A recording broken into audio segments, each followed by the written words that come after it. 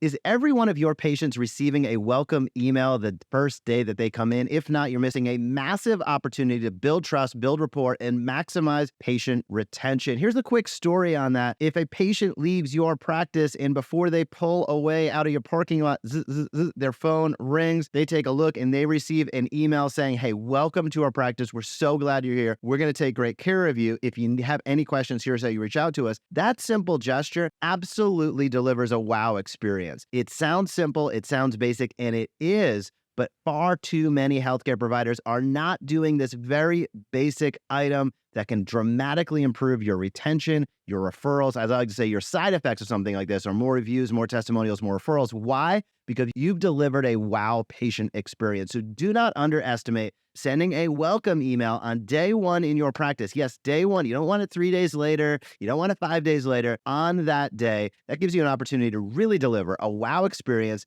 that'll pay back to your practice over time and serve that patient at a higher level.